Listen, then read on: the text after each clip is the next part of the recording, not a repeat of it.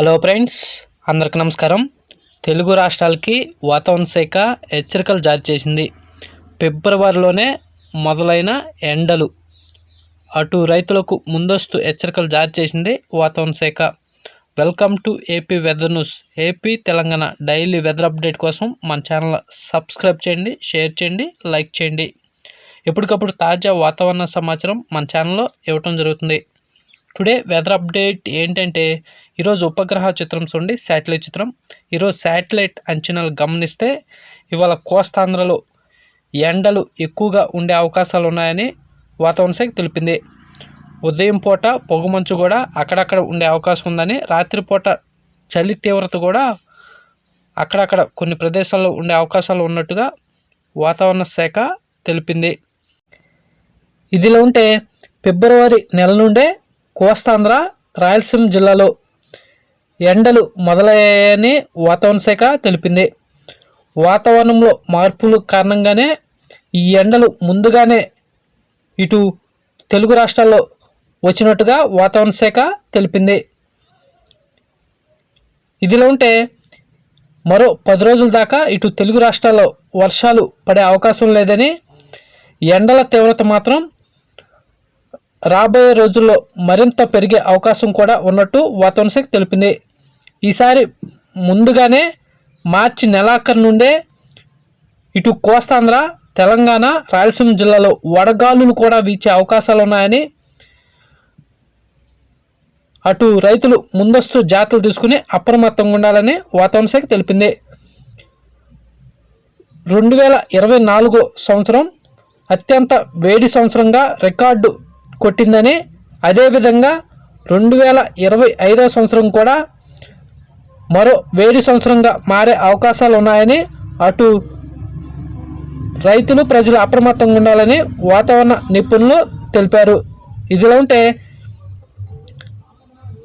ఇటు తెలుగు రాష్ట్రాల్లో రాబోయే రోజుల్లో మరింత ఉష్ణోగ్రతలు సాధారణం కంటే ఎక్కువగా పెరిగే అవకాశాలు ఉన్నట్టు వాతావరణ శాఖ తెలిపింది. ప్రజెంట్ ఇప్పుడే ఉక్కపోత తెలుగు రాష్ట్రాల్లో ప్రారంభమైందని, రాబోయే రోజుల్లో కూడా ఉక్కపోత, ఎండల తీవ్రత మరింత పెరిగే అవకాశం ఉన్నట్టు వాతావరణ శాఖ తెలిపింది.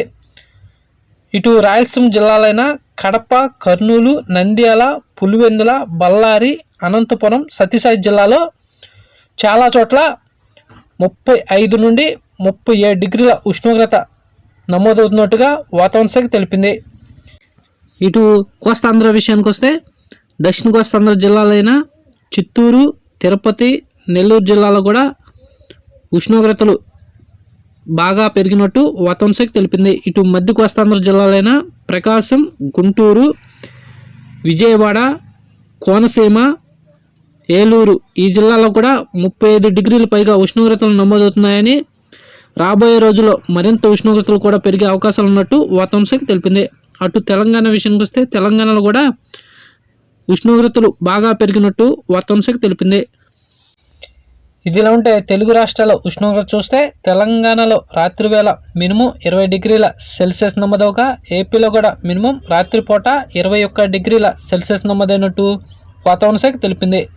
తెలంగాణలో పగటిపూట మ్యాక్సిమం 31 డిగ్రీల సెల్సియస్ నమోదవగా, ఏపీలో కూడా మ్యాక్సిమం పగటిపూట 31 డిగ్రీల సెల్సియస్ నమోదైనట్టు వాతావరణ శాఖ తెలిపింది. ఇదిలా ఉంటే రాబోయే రోజుల్లో మార్చ్, ఏప్రిల్, మే నెలలో ఇటు కోస్తాంధ్ర, రాయలసీమ జిల్లాలో రికార్డు స్థాయిలో ఉష్ణోగ్రతలు పెరిగే అవకాశాలు ఉన్నాయని, మరో వేడి సంవత్సరంగా 2025 మారే అవకాశాలు కూడా ఉన్నట్టు వాతావరణ శాఖ తెలిపింది. అటు తెలంగాణలో కూడా ఉష్ణోగ్రతలు రాబోయే రోజుల్లో మరింత పెరిగే అవకాశాలు కూడా ఉన్నాయని, తెలంగాణ ప్రజలు కూడా అప్రమత్తంగా ఉండాలని వాతావరణ శాఖ తెలిపింది. మరో 10 రోజుల పాటు ఇటు తెలుగు రాష్ట్రాల్లో ఎలాంటి వర్షాలు పడే అవకాశం లేదని, ఎండల తీవ్రత మాత్రం మధ్యాహ్నం వేళ బాగా పెరిగే అవకాశాలు ఉన్నట్టు వాతావరణ శాఖ తెలిపింది. ఈ ఎండల పట్ల ప్రజలు, రైతులు అప్రమత్తంగా ఉండాలని వాతావరణ శాఖ తెలిపింది. ఇలాంటి డైలీ వెదర్ అప్డేట్ కోసం మన ఛానల్ సబ్స్క్రైబ్ చేయండి, షేర్ చేయండి, లైక్ చేయండి. ఎప్పటికప్పుడు తాజా వాతావరణ సమాచారం మన ఛానల్లో ఇవ్వటం జరుగుతుంది. థ్యాంక్స్, ధన్యవాదాలు వాచింగ్.